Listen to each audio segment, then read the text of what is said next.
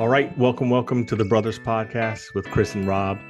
Want to just start off reminding folks what our mission is on this podcast. So, the mission is to explore the unity and diversity of identities occupied by people we think of as Black men, to educate society on the fact that Black men are an incredibly diverse population of people who embody a broad range of identities outside of their race and gender, and to help me and other Black men heal by having humble, open, and transparent conversations about who we are and how it feels to be who we are in society. And with that, I'll kick it over to Chris to keep us going. Thanks, Rob. Good to see you, brother. We're so excited here at the podcast because for our second episode, we get to introduce and bring in a friend, a colleague, a brother for sure. I call him Doc. I sometimes call him Glenn. I call him Dr. Thomas. Dr. Glenn Thomas is the CEO and founder of Heartwork Leadership Group and Heartsy. His mission in life and in the world is to spread love. And he does that through his work. He does that just through his person. And we're excited to have him on today because we wanted to talk about brothers at work. What does it mean to be a Black man in the workforce in the United States today? And he's got extensive experience working at a variety of different organizations. So super excited to have you, brother. Welcome, Doc. How you doing? Doing well, man. Doing blessed, man. Pleasure, man. Can't say no to y'all, man. So happy to be here. Thank you, sir, for making the time. Well, let's just jump right in. Like I said, I'm super excited to talk to y'all about this for personal reasons. Forget about the podcast. It's like I'm excited about this conversation for my own, as the mission statement says, my own healing and work. So, Glenn, I'll toss it to you. But Rob, you know how we do. We quiz each other. So just jump on in anywhere. And I'd love to hear your thoughts on this also. First, Glenn, we have to ask you, though, what does it mean to you to be a Black man? First of all, do you define yourself as a Black man? And then what does that mean to you? Yeah, good opening question, right? Let's get into it about defining myself. So I am a Black man. But when we ask the question, do I define myself as a Black man?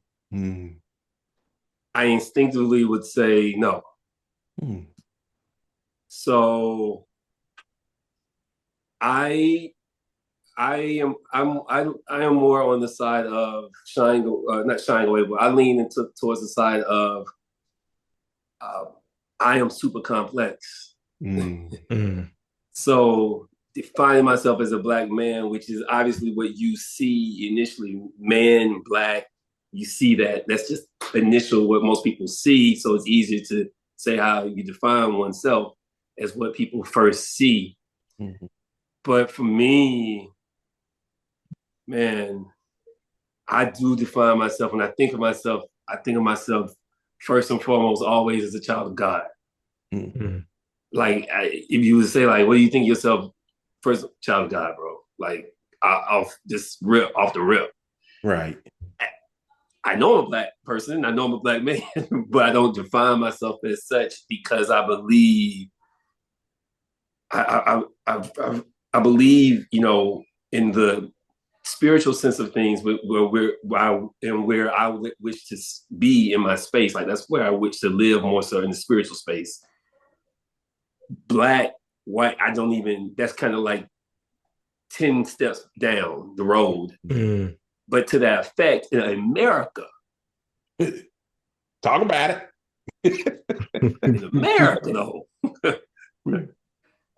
though, with all good intention, I'm sure, spiritual or otherwise, I'm pretty much sure that most people see me, look at me, and say Black man. Yeah. But to that effect, that's on them. For me, I define myself as a child of God. I believe I do see myself as a Black man.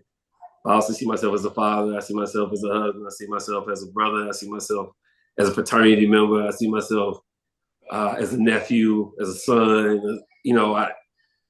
I'm defined in a myriad of ways that are deeply more complex than just from the exterior.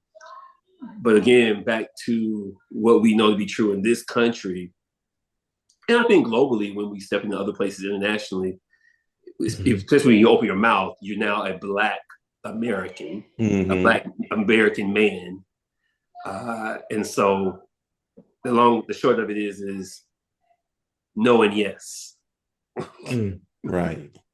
I hear that. It's like you understand that the country defines you that way, and the world might define you that way, but you choose not to make that your primary identity. So for both of us, any of us, the fact that the world sees us as that, as Black men, in my opinion, absolutely shows up in the workplace. Like when I say workplace, I mean like where we're going to get a check in order to feed our families. And when you could be an entrepreneur, work for someone else, whatever, but whatever means you use to create income, I think that shows up. So I'm wondering, Glenn, and then I'd love to hear from you, Rob, and then I might take a shot at myself after that. But what does it mean then that people see you as a Black man in the workplace? Yeah, I mean, for me, historically, it meant like I got to be on P's and Q's at all times. You know, I got to be 10 times better, 10 times faster. I have to do the things that others might not have to do. I have to keep my tongue when others might not have to keep their tongue. I have to show up basically unauthentically. And so historically, if it was a challenge, and I think in the subconscious, in the moment, you feel as though you're doing what needs to be done. But I think what happens in those moments, though, over time, we are subconsciously basically ripping ourselves to pieces internally. You're basically creating a trauma lived experience that we know nothing about that's happening, but it's happening. We define it as doing what we need to do. Yeah. Right? Hustle grind. So, but I think fast forward now for me, more so than anything, it's not telling Black men to get away from the workplace. The traditional, like, don't go work for a corporation, don't go, because they're not going to treat you well. I think it really goes back to what hard work is about for me, which is about understanding fully who you are, whose you are, and recognizing that no matter where you go, you can't run from what people are going to define you as or see you as. Sure. The power rests in you to be able to identify how do you maneuver in a way that serves you as opposed to serves others. And I mean serves others in a healthy way. Right. So that's kind of where I used to be to where I am now. Thank you for that. Rob, what are your thoughts? Like, how does it show up for you, if at all? I don't want to make an assumption. Yeah. You said so many great things, Glenn, like so many great things. But to answer that question, I think at the beginning of what you said, Glenn, you said, like you show up sometimes you'd have to show up inauthentically. Yeah. I think even in answering this question, I'm mindful of like, will any of my coworkers see this? Right. That's like changing how I answer.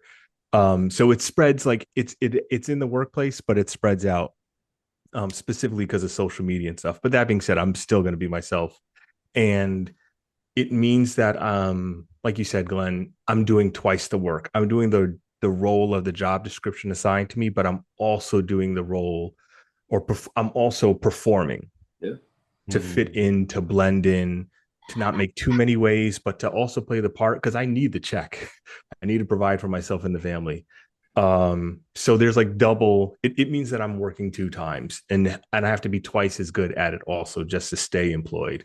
I wouldn't say that's 100% true for where I'm at right now, but it's been true in the past. And there are moments where it is true where I'm at now. Yeah. What about you, Chris? The language y'all are using is like, thank you for having words for this, what I've been experiencing and putting words to it. I wrote down the same thing, the idea of showing up inauthentically, or the idea that I can't be my whole self in the American workplace at times. that there are these norms and ways of being that in many ways are like foreign to me naturally, especially when you think about a corporate culture. And that, I'm always working to like adapt or have been in the past. Increasingly, I'm trying not to do that. And I'm trying not to do it because of exactly what you said, Glenn, which is this idea of like, as we do it, we're literally ripping ourselves apart. And the phrase that comes to mind is like cognitive dissonance. Like I feel like things should be a certain way in my brain, or know in my brain they should be a certain way that's healthy, functional, appropriate, but I don't experience them that way. Or I hear that at any organization I should be able to show up as my full self and be accepted. And I'm fearful to do that because so often in the past, I think there have been times where I've shown up in my full self and then made myself subject to critique or negative feedback or criticism or some negative consequence of really just being me, and I do think it's a challenge, obviously not just for Black men, but for anyone who's a part of a marginalized community. I do think there are some ways that it's unique. There are unique features around Black men in the workplace that we can come back to. But yeah. Yeah, I think there's a fallacy to some degree. I've been really sitting back and processing this for some years now around some of the language and some of the I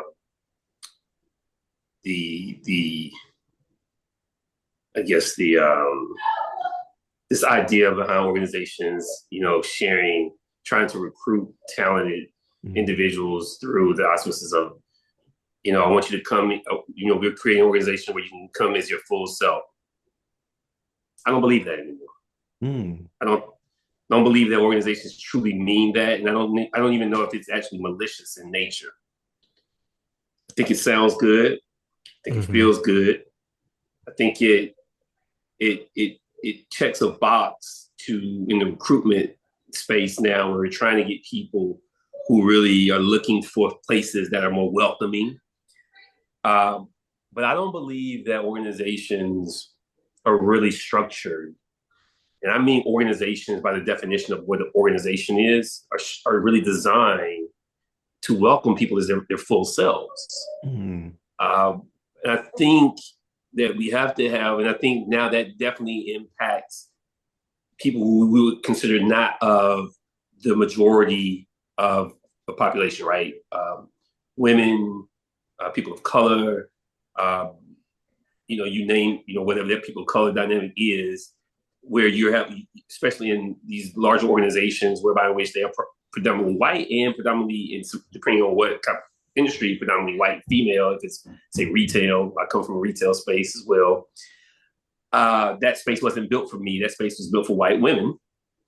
And so when you say we welcome you as your full self, we want you to be your full self. Nah, no, you don't. I don't think you do, actually. You don't want those types of dynamics.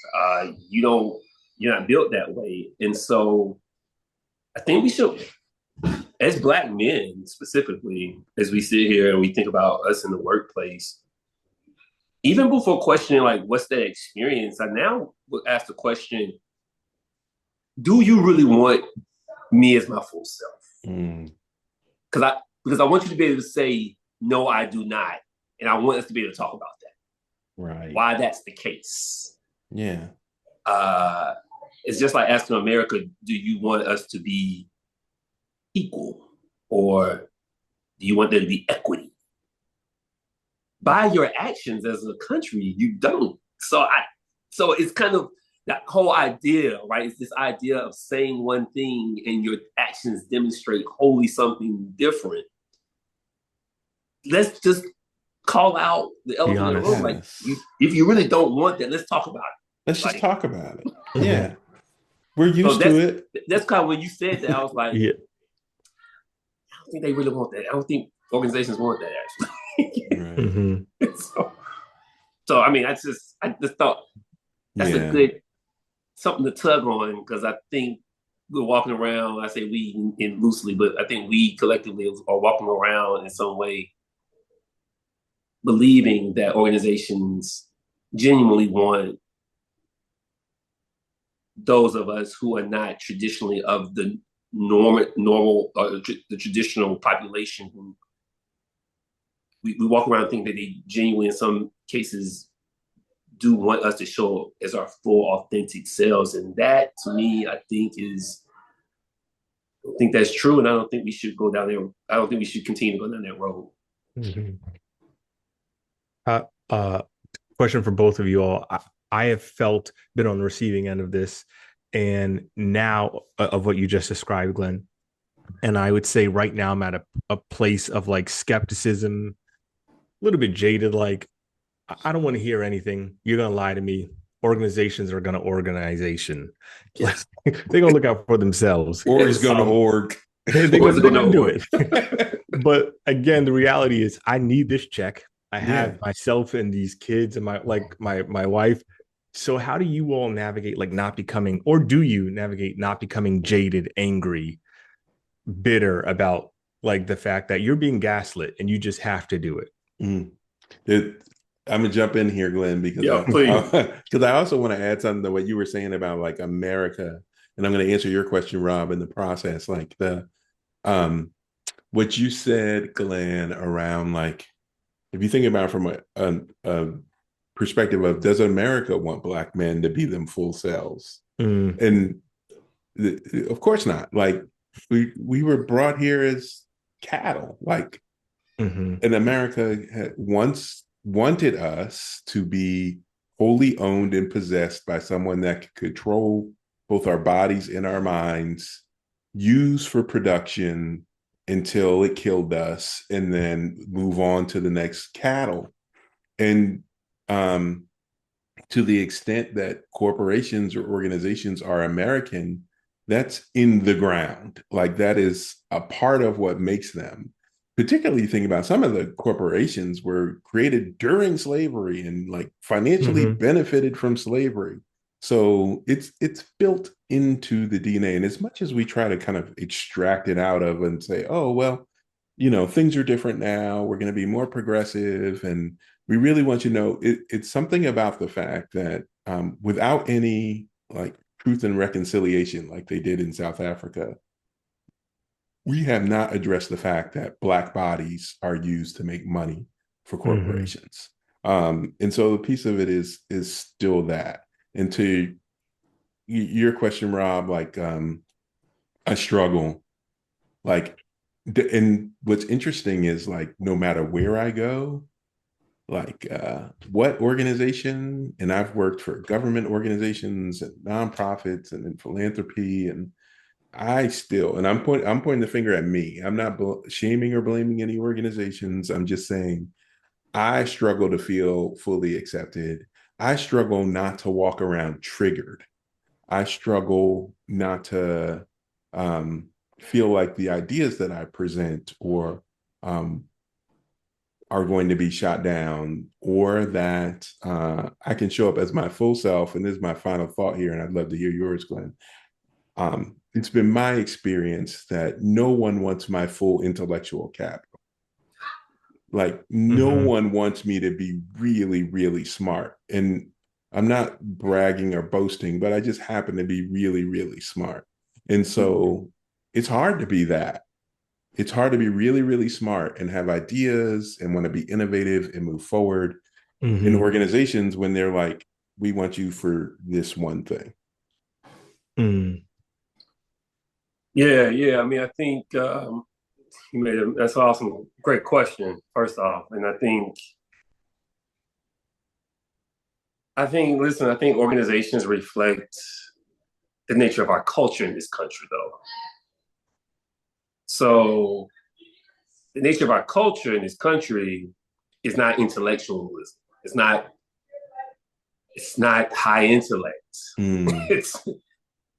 We, culturally want to be entertained.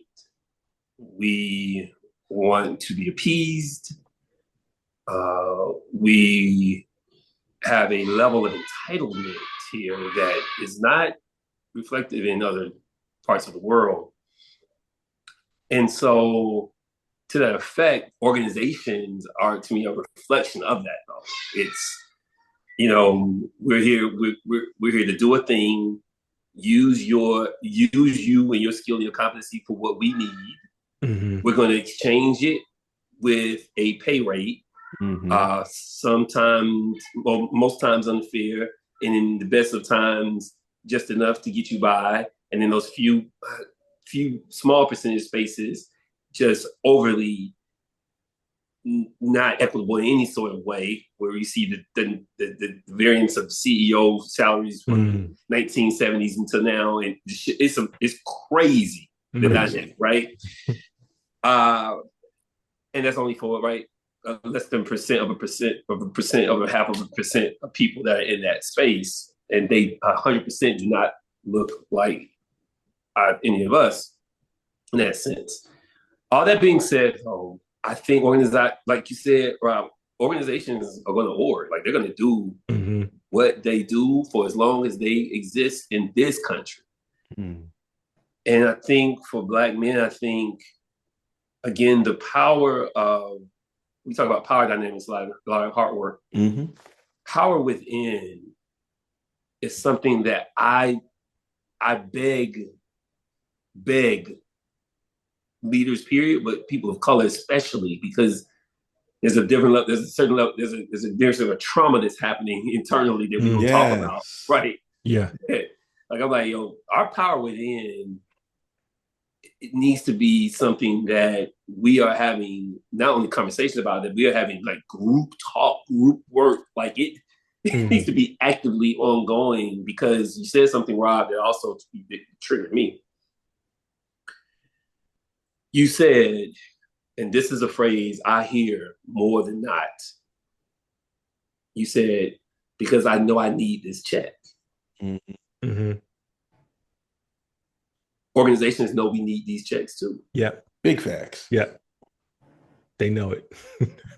And the power of negotiation, being on the side of, when I work with my clients, one of the powers of negotiation for me, and I've lost some contracts this way, though, but one of the powers of negotiation for me is I have to stand firm on, I don't need your check. That's facts. And listen, don't get me wrong. You might feel like you need it. That light bill still do. Yeah. I do need it, but I don't need it. Right. God will make a way. But God will make a way. And God will make a way is tough for many of us. It's hard, man. Even those of us who are, believers, and have seen the evidence, right? That God has made a way. But organizations are betting on the fact that, listen, God making a way and you getting this check next week. God don't do direct deposit. God ain't doing direct deposit technically, right? Technically. He does do it. God do anything he wants, but that's what they're banking on. Yeah. And so I'm going to bet on the fact that this unhealthy environment, this gaslit environment, this unfair and unequitable environment, that you're going to push through, because I know you need a thing. And I don't think there's any shame in that, though. But what I do believe is we have to then take one step further and say, okay, I need the check. How do I get to I want the check? And wanting the check and needing the check is really a dynamic of where my heart space and my mind space meets a space that actually isn't perfect, but it best serves me. It serves me in a way that is at least more serving of my spirit and my soul. Because I'm not saying that's what organizations are here for, but there are organizations that do exist where they do believe in the value of the people. Absolutely. Like, they exist. Oh, for sure. Yeah. I don't know if there's enough of them, but to that effect, how do we begin to ask the question and do the work while we're in the trenches of these unhealthy spaces? Because I don't believe there are enough healthy organizations to go around, honestly, right now. So some of us will have to stay in some of these unhealthy organizations to some degree. But how do we do the self-work? That's what heart work was all about. Heart work for me was about everybody can't jump ship. So how do we create a space we're helping organizations and helping people understand that you don't have to become a part of the problem, even if you're in the problem space. Right. You know. Sorry about that. so start being your whole self. Kids in the background. Right. It's all love. It's all good. You know. So I mean, I'm got kids. Like we get it. but I think that's. I mean, when you said that, Rob, man, we are there. Like I'm there too. I need to. Yeah. But how do we get to? I want this check, and what am I doing to stay? If I have to stay where I'm at, what am I doing to build power within, such that I can be in a healthy space to see through the mayhem that feeds my family to a certain extent, right? Until I get to the next level of space where it's healthier, it serves me better, and all those good things.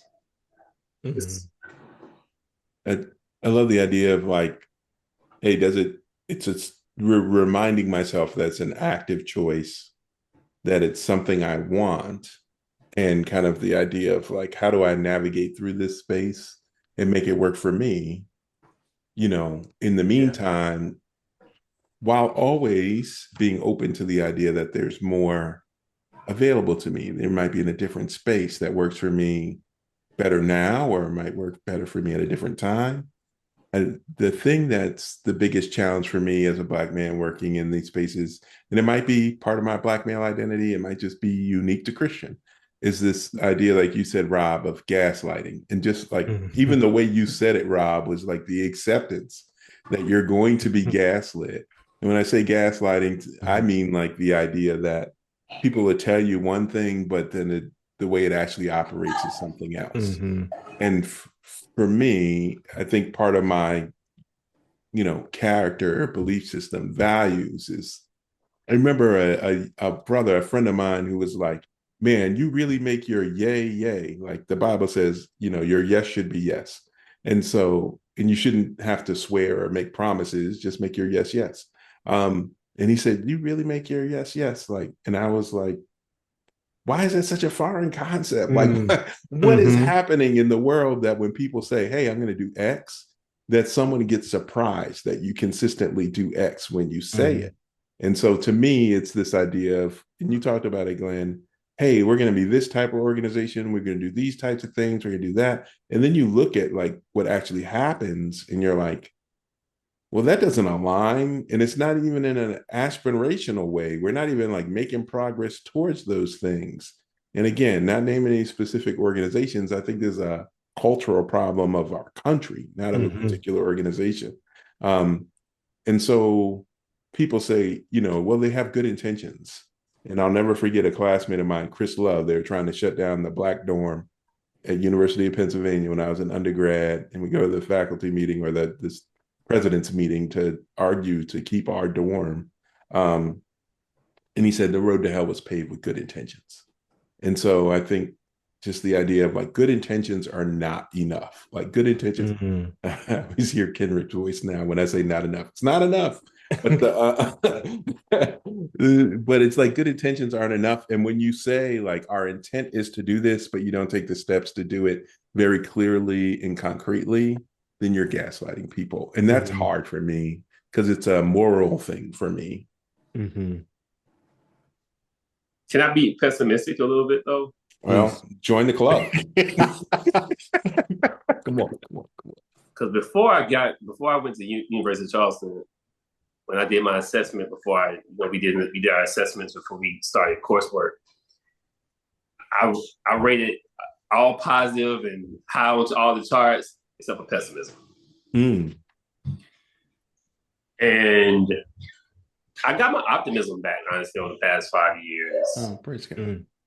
But just to be pessimistic just a little bit, there's something I share with people that are really close to me. I always ask them, as we were talking about workplace environments, especially as Black men or Black women in America,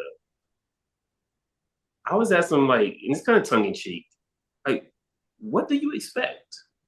Mm-hmm. Like, like let's go there. Let's look at the evidence. What I mean, what are we really expecting? Very true. Then my follow-up is like, you probably heard me talk about this. I know you have, Christian. Expectations are doomsday. Like, Yeah. these expectations we have, I believe that the expectation of this organization should see me, value me, acknowledge me, lift me. I'm sorry. I firmly believe, again, that organizations are a reflection of our culture in this nation. This nation is the one nation that's experienced this level of slavery and oppression that has still yet to fully, fully, Mm-hmm. and openly, I'm talking about transgression, just repent, like openly, like just say say I did it, I'm sorry. My bad on the and my floor of bad. Congress would be nice. Yeah. So if the nation of laws is not willing to Mm-hmm. do the right thing, the noble thing, the godly thing, then why do we expect organizations that are not bound by laws, in a sense, they're not constructed in laws, in a sense, but what would we expect of them? And so, to that effect, I believe that as a Black man, I had to move. And to your point, I've worked in some organizations that, you name it, big retail, big government, big sales organizations.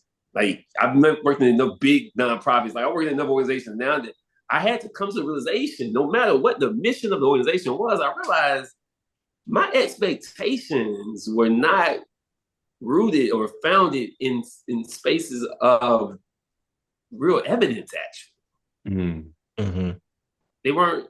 So it's a conundrum of sorts. The definition of expectation actually is antithetical to what we would call evidence and clarity.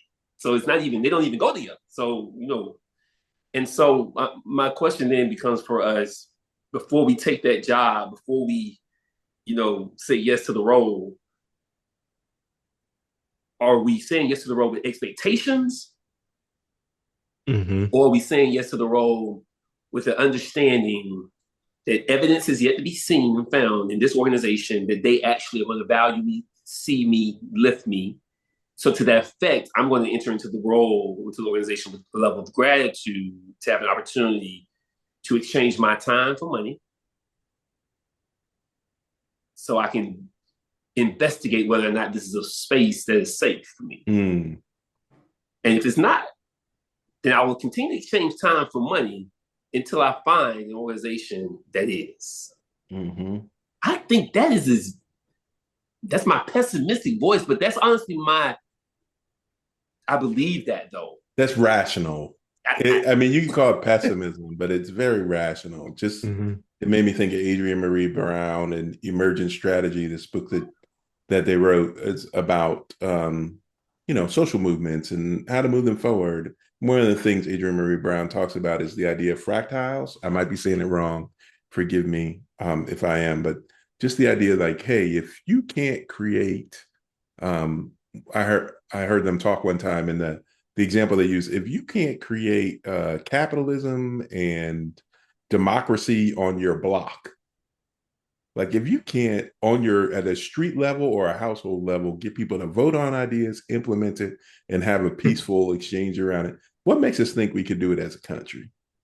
Like just the idea that you have to see something very small in order to and it be working in order to replicate it. So to your point, Glenn, like it just seems, why would I think that the organizations that are in some ways a microcosm of the larger society would be able to do something that the larger society can't? Mm-hmm. And desire to do it for us. Mm-hmm. Mm-hmm. I mean, we're not talking all, right? But we're talking, I think we're talking definitely, I would say a majority. Yeah, there's some generalization we're doing. But you have to in order to have a conversation. Yeah, but I would say a majority is in my lived experience. I've worked in some decent spaces, but I also know that I've had supervisors that were amazing. I've had supervisors that I would say you probably would have owned slaves. I'm just being real. Like the way they spoke to me, I could say they, right. But it's in the DNA. It's in the genes somewhere. It's in the genealogy. Right? But I believe that this country suffers from a lot of things, and I believe on its merit, on its vision, or its desire. It's noble. I believe the execution has been limited, to say the least. And to that effect, though, I believe there's hope. And so, but also I look at us as Black men in the workplace, like the workplace is bigger than America now. So I'll push on that as well. Like I push on the idea that we only have to work here. But I think there's a level of entitlement that comes along with, well, I live here, so I should be able to work here in a space that sees me, value me. And I don't say that that's a fallacy or a false proposition. What I do say is, though, that there are people that live all throughout the world who recognize that, listen, there's a global economy, a global workplace that I can go somewhere where people may see me differently, value me differently, what have you. Again, going back to here locally in America, I think I've come to the realization, though, that though we've come a long way, we got a long way to go. For sure. Yeah. Yeah. You don't mind if I overshare for a bit? No, please. I was about to call you in. I hadn't heard your voice in a minute. So I had therapy Friday. Doesn't matter the day. That's when you know you're getting old. You start giving the details that don't matter. And you forget what day it is. Yes, I think it was. It was a Tuesday. It was sunny. yeah, sunny. Like we don't care. But so my session was about a lot of built up like bitterness, and I shouldn't even say bitterness, just hurt, because there were a few things that had happened in the workplace, but just in life in general, traveling, like we went away on vacation and stuff, where I just had to make myself small. And I felt like I had to fit in for the safety of myself and of my family. And it brought up all the other times I've had to do that, specifically regarding race and being a Black man. And so I went into therapy knowing that's what we were going to work on, doing like some EMDR stuff. And I'm saying all this because, Glenn, you spoke so well on it, and I want to hear more on it. The landing spot for me was like, Rob, the reality of this world, of this country, is not going to change. And I refuse to be swallowed up by that mentally, in terms of just like the toll it takes on my body and on my brain. So I don't want to boil, because I did a lot of hard work. I don't want to turn this into just one like sentence. It took a while to get here, but like my landing spot was, I will be all right in spite and despite the reality of the world I live in. And part of that being all right is like drawing on the examples and the endurance of ancestors living passed on. Like I'm gonna go into my black bag and I'm gonna pull through. I'm built for this. It's gonna suck, but I can do this. Yeah. My question, and so I would sum that up, if I understand correctly, as where did I write down? You've said it a few times, a few different ways: self-work or heart work. Like, how do you is that the correct way to define like what you're doing? You said a few times, like like heart work is all about that, like finding that inner agency or power. Is that correct in that assumption? Or yeah, how would you correct me? Yeah. You say heart work is how we live, love, and lead from the inside out. It's all inside out work. For me, the way I see it is that when I start feeling entitled, I have to pause myself, right? When I start feeling is, why not me? Why not that? Why don't I have? Why did I not get? Why did I not receive? I have to pause because that's outside in work. Right? Inside out work is, I'm made for this. I'm here for a purpose. I'm with purpose. I'm here for a purpose. What God has for me will present itself. Go to work. Like, put the work in. Treat yourself kindly. That's inside out work. And I think it's easy to go outside in. That's why most of us do. It's easier to go outside in. The reason why it's more difficult to go inside out is because there is nothing or no one other than you and your God that can do that. Your wife can't do it. Your husband can't do it. Your partner can't do it. Your kids can't do it. It's you being honest with you and understanding, regardless of what the world provides or takes, that you must show up, that I must show up, as I know that God has placed me here on earth with a gift to do a thing. And there's kids that are 8 years of age with machine guns in their hands right now in this world. Like, so I think it's, and I think that hard work for me is my personal lived experience, first off, because I think it's something I have to live every day. I need it. I have to have it. I have to have it. But also, when you talk about sharing what hard work is, like waking up in the morning and saying, all right, black man, like, because I know that's how the world goes. They looking at me like, all right, black man, like, I have to rejoice in the fact that, one, I'm waking up today. I have to acknowledge that power. Because today I heard 3 black men who passed away in the last 2 days. Yeah, man. Right? Like 2 of them I knew, like that. Yeah. So I got to acknowledge. Young. I have to acknowledge and rejoice in the fact that God, my eyes are open today, right? And then I have to acknowledge if I'm going into a job or going into a space where, again, to your point, where we're not feeling safe and secure and feeling valued, we know we're getting gaslit, we know that the wool is being polarized in all avenues. But I'm going in with gratitude because I'm exchanging time for your money. Period. And if I'm a willing participant, let me be a willing participant. But what I believe when we go outside in is when we begin to say, I'm a willing participant, but I want you to do this in addition to. For me, that's outside in work. Right? Because that's now I'm asking you to do something above and beyond what you even promised that you would do.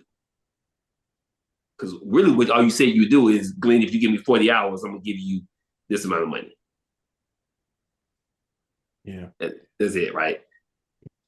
That's, to me, the essence of hard work in a tangible kind of practical sense when it comes to like how we maneuver in the world. This conversation is healing for me in some ways. So thank God for that. And I thank you two for this. The 3 things that I think are resonating with me the most right now are just like unrealistic. I wrote down unrealistic expectations, but it's just the idea that I'm entering with some level of expectation around not just what the organization is and what they do, but how I get treated in the organization. And just like that expectation is never going to get met. It's never going to get met just because of some of the systemic things we always talk about. But I'm also realizing from what you're saying, Glenn, and what you were saying earlier, Rob, that so much of this is internal for me, and that I really struggle with the idea that people hold power over me. Right. And so and it could be anywhere. It could be, athletic teams. I'm struggling with the coaches, particularly when I have an expectation of their skill level and they fall short of my expectation, and I still know they hold power over me. And what this is causing me to do is kind of reframe this to say, like, the only power they have over me is the power that I give them. X Is like, really, the only way that they can do anything to me is what I allow them to do. And so, yes, I'm here exchanging my time and my intellectual capital for money. I don't have any expectation of how that goes. And I know that all the power in this relationship is mine. If I need to leave tomorrow, I'll leave, and trust that there's some provision. If I need to go do something else, I'll go do something else. And just to kind of recap, I will never again, and I'm making a declaration, I'm going to ask you two to be my accountability partners on this, be fearful, worry, concern about what my job or my supervisor or anyone's going to do to me. Because in reality, it's like, yeah, they could lay me off, they could reprimand me, they could do whatever, but there's no real power in that. There's nothing that they have that, again, in my case, an all-powerful God who I believe in, it's an insult to my faith. Number one, to think that any human being has any power over me. But if I don't have that same faith, then it's still an insult to my own ability and intellect to think that these people have some power over me. It's like, no. Like, this is, to your point, an exchange. And when I don't get what I want out of the exchange, or it's not meeting my needs, then I'll look for a different one. And I may have to be here a while I figure that out. But even in that case, it's working for me in the moment. And it might not be working for me long term, but it's working for me in the moment while I transition or look for a transition. So I appreciate you all, just the idea of, like, the organizations and the people that have no power over me. And I think for so long, like, for oppressed people and Black men being an oppressed people group, like, you're so used to people holding power over. Let me speak from the I'm so used to people holding power over me. In the last episode, we talked about law enforcement and how scary that can be because of the power they wield. And I am getting to a point where I am not going to allow myself to believe that any other entity or person has any power over me. And that shift is a huge one. So thank you both. Yeah. Thank you for that, for sharing that. What are you all hearing from Black men, like your friends or counterparts or colleagues? Like, what are they sharing? I'm interested in what are those conversations like? What are they, what are their feelings, what are their thoughts about this topic, about the workplace and being Black and as a Black man in this space? I haven't had these conversations explicitly with a lot of folks, but the overall sentiment has been like, I got to get this check. Yeah. And if anything, poking fun at the ways we morph, not even the damaging way, like the corporate jargon that we have to say. It's like code a lot switching. Of times, the code, like the deep code switching, the stuff that we say and how it spills over into home life. But I think all that is under the umbrella of, like, I'm not being who I really am. And that's because I need to get this check. That's been the overall sentiment on my end. Similar. I would say it comes in two things. One is, I need to get this check. I got a job. I'm going to stick with this job, take care of the family, blah, blah, blah, blah. And it's like this overarching Black male responsibility as caretaker or financial provider. Like, it's like in that pocket. There is one that's emerged since I became an adult, which I do think is related to hip hop culture, because I adopted it like through my 20s and 30s, and I both gift and a curse, Jay-Z, right? Like the idea is that I gotta grind, I gotta get more, no days off, I'm a hustler, let me do that. And there's still, like, I also got it from my dad, who was very much a hustler, not a drug dealer, but whatever you need to do to make money kind of guy. And so I just thought about the Jay-Z lyric. I am a hustler, baby. I'll sell water to a whale. Like say that. So just the idea that like not only are you hustling, but you're constantly on the grind, no sleep, no days off. Yep. To me, that's the most self-destructive one. To me, and I'm someone who fully internalized that and is trying to undo the damage that's done. And I can say specifically, I think my health is worse off because of having that attitude, both mental and physical. And I'm trying to undo some of that. So that hustle culture grind is the other message I'm getting, in addition to the got to get this check. I know I got to change myself and do what I need to do. And it's also this attitude, just more money is better. And that's the one that I've hung on to. And I know that's not true. And I'm still trying to undo that one too. So I don't think more money is bad. No, it's not necessarily bad. I'll take more. I'll take it. I don't think it's bad. I think the idea of how I have to make my money, context like that becomes the struggle of more money. And to that effect, like we assess leaders, and we probably assess now over 1,500 leaders over the past few years. And one of the standout data points, I think we have 5 of them, but one of them is fulfillment, where leaders aren't fulfilled. Right. And the questions that connect to that data point are around, I don't have time to care for myself or do things for myself. And I feel like I'm working all the time. And I'm saying it to say that life changed for me when I stopped trying to get fulfilled at work. And I need folks to hear that. Yeah.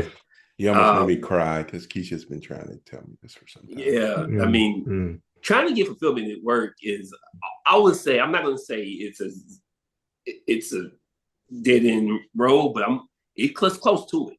Yeah. It's not going to end well. Yeah. Probably it's not going to end well in most instances if you're trying to be fulfilled at work. And so when I stopped trying to get fulfilled at work and start trying to have a fulfilling life, a couple of things happened though. I found a lane of mine that really served me. And from that, I found work. Right. Right. That served me. But again, I believe that expectation and on its merit alone is harming all of us, but especially those of us who are not stepping into most corporate environments or organizational environments whereby in which we are the predominant voice and or complexion in those instances. And so where are we attaining our fulfillment? Yeah. Like our social circles, our, where does that come from? And so I believe that on this, like, we got to pause and ask that question of Black men, hey, Black man, like, where's your fulfillment? Yeah. Like, where you, what's serving you? Yeah. And I believe that's a question that will probably bring pause to many of us. It's so good. We're like approaching our time, and I'm wondering, like, I heard that message for me and for other Black men, like, don't look for fulfillment at work, but for each of us, maybe it's, the idea of the podcast is it's for us, but by us Black men and for us Black men. So if there were something that you, Rob, you, Glenn, I would want Black men to hear before we end this podcast episode, what would that be? Or what do you want yourself to hear when you listen back to it? I'll go first. Probably because it won't be as profound. So I'm gonna get this out the way. Stop the self-deprecation. It's true. I'm calling you out every time. Okay. I would have liked to hear this, and I'm going to continue to say it. Don't compete like with anyone, because you don't know what they're doing to perform the way they are. I remember at a job I was at, I remember just feeling overwhelmed. I could not keep up. And it wasn't until like I left, they're like, Rob, it's Coke. Like they were doing stuff you weren't willing to do. And I was like, damn, like I was beating what is wrong with me? How can they just look at an Excel spreadsheet for hours and talk about it and live about it? And so that pretty much what you said, Glenn and Chris, like, do the inside out work. Don't worry about them. Know that it's the exchange, find your fulfillment somewhere else, but don't compete, because you don't know what they're on in any way, in every way. That would be my closing statement. I'm gonna let you have the last word on this, Glenn. So I'll say that very similar. One thing that Keisha always reminds me of, and it's a Jonathan McReynolds song, is that comparison kills. So I need to stop comparing myself to anyone else, particularly anyone on social media or anyone in the workplace, as a standard of what I should be doing or how. No more comparisons for me. And then getting rid of this hustle grind culture that's been instilled in me. The way my therapist said it is, sometimes you need a nap. Take a nap. Like, stop trying to fight through the fact that your body needs to go to sleep. Like, pay attention to what I actually need. And I'm asking brothers, pay attention to what you need. Like, your body needs rest. Your body needs water. Like, your brain needs outside and meditation and deep breathing. Like, give yourself what you need. Sometimes you need a nap. Take a nap. That's what I would say. Yeah, I think both wise words. I was sum mine up in 3 words. You will die.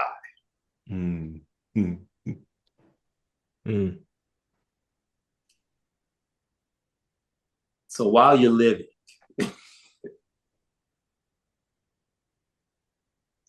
take care of yourself to the best of your ability, so that you can maximize the extraordinary in you. It's the old philosophy of prepare 90% of the time for 10% execution. And so you will die, and God willing, we live long lives. But in the interim, I would say take around 90% of the time to serve yourself, care for yourself, so that you can execute at the highest, most extraordinary level that you have the capacity to execute on. Thank you, Glenn. Thank you, Rob. Thank you. I love you, brothers. Love you back too. Yeah, it's been good. Episode 2 of Brothers Podcast in the can. If you're listening, if you're watching, we thank you. We appreciate you. Like, subscribe, comment. Let us know what questions you have. We'll respond in the comments. Blessings, beloved.